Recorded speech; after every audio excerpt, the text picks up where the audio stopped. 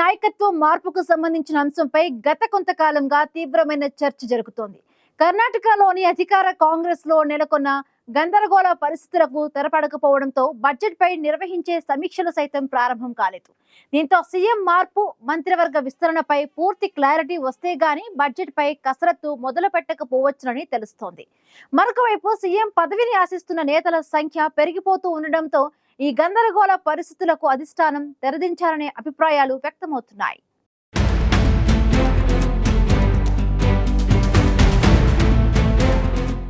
కర్ణాటకలో ప్రతి ఏడాది బడ్జెట్ను ప్రవేశపెట్టేందుకు డిసెంబర్ నుంచి అన్ని శాఖల అధికారులు, మంత్రులతో ముఖ్యమంత్రి సమీక్ష నిర్వహించడం ఆనవాయితీగా వస్తోంది.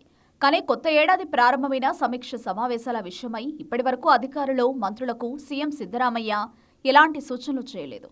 ఓవైపు ముఖ్యమంత్రి మార్పు, మరోవైపు మంత్రివర్గంలో మార్పులు చేర్పులకు సంబంధించి ఉత్కంఠ కొనసాగుతున్న నేపథ్యంలోనే ఈ నెల 2వ వారం వరకు వేచి చూసి ఆ తర్వాత సమీక్ష సమావేశాలను ప్రారంభించాలని సీఎం సిద్ధరామయ్య భావిస్తున్నట్లు తెలుస్తోంది. ఈ నెల 6వ తేదీన నెలమంగలలో అహిందా నేతల శక్తి ప్రదర్శన సమావేశం అనంతరం 10వ తేదీలోగా ఢిల్లీకి వెళ్లి మంత్రివర్గ విస్తరణ, బడ్జెట్ కసరత్తుకు సంబంధించి పార్టీ అధిష్టానం నుంచి ఆమోదం పొందాలని సీఎం సిద్ధరామయ్య యోచిస్తున్నట్టు తెలుస్తోంది.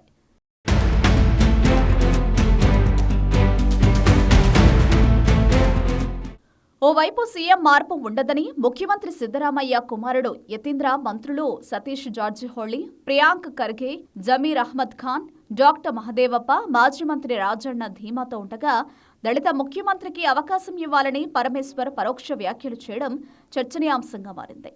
ముందుగా జరిగిన ఒప్పందం ప్రకారం తనకు ముఖ్యమంత్రిగా అవకాశం ఇవ్వాలని కోరేందుకు ఉప ముఖ్యమంత్రి డీకే శివకుమార్ ఢిల్లీకి వెళ్లి వచ్చిన అగ్రనేతలు రాహుల్, సోనియా, కేసీ వేణుగోపాల్ తదితరులతో భేటీ కావడం సాధ్యం కాలేదు.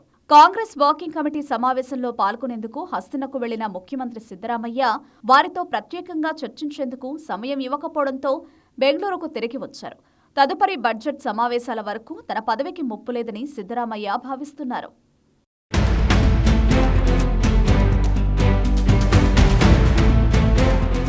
మరోవైపు జనవరి 9 అనంతరం ఏ క్షణంలో అయినా డీకే శివకుమార్కు పగ్గాలు అప్పగిస్తారన్న నమ్మకంతో ఆయన వర్గానికి చెందిన నేతలు ధీమాగా ఉన్నారు. కాంగ్రెస్ పార్టీ అధ్యక్షుడు ఖర్గేతో డీకే శివకుమార్ సమావేశమయ్యారు. నూతన సంవత్సర శుభాకాంక్షలు చెప్పేందుకు తాను ఇక్కడికి వచ్చానని డీకే శివకుమార్ పేర్కొనడం విశేషం. డిప్యూటీ సీఎంగా ఉన్న డీకే శివకుమార్ తనకు అధిష్టానం సీఎం పదవి ఇస్తుందని ఆశగా ఎదురుచూస్తున్నారు. గతంలో సిద్ధరామయ్య, డీకే శివకుమార్ మధ్య ఎలాంటి ఒప్పందం జరిగిందనే విషయం బహిరంగంగా చెప్పనప్పటికీ తనకు సీఎం పదవి ఇస్తారని డీకే శివకుమార్ వేచి చూస్తున్నారు. అంతేకాదు, డీకే శివకుమార్ తన మనసులోని మాటను పలుమార్లు బహిరంగంగా బయటపెట్టడంతో సీఎం పదవి కోసం డీకే ప్రయత్నాలు చేస్తున్నట్లు స్పష్టమైంది.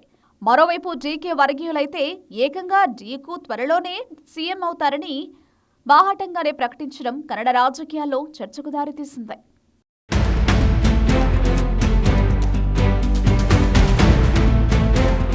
మరోవైపు ముఖ్యమంత్రి కావాలన్న ఆశ తనకు ఉంది అని హోంమంత్రి డాక్టర్ జి పరమేశ్వరన్ చేసిన వ్యాఖ్యలు కర్ణాటక రాజకీయాల్లో హాట్ టాపిక్ గా మారాయి. తాను ఆశావాదిని అని, ముఖ్యమంత్రి కావాలని కోరుకుంటున్నారని, నుదుటి రాతకు అనుగుణంగా అన్ని జరుగుతాయని పరమేశ్వర్ పేర్కొన్నారు.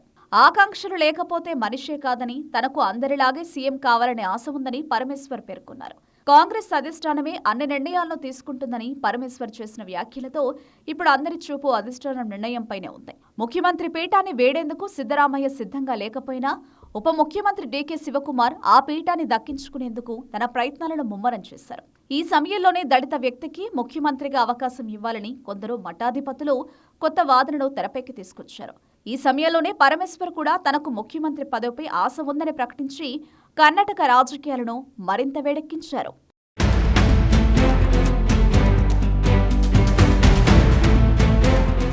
కర్ణాటకలో సీఎం మార్పుపై గత కొంతకాలంగా చర్చ జరుగుతున్న నేపథ్యంలో ఆశావహులు తీవ్ర ప్రయత్నాలు చేస్తున్నారు. ఓవైపు సీఎం పదవి కోసం డీకే శివకుమార్ తీవ్రంగా ప్రయత్నిస్తూ ఉండగా తాజాగా పరమేశ్వర్ కూడా సీఎం కావాలని భావిస్తున్నట్లు పేర్కొనడం కర్ణాటక రాజకీయాల్లో హాట్ టాపిక్ గా మారింది.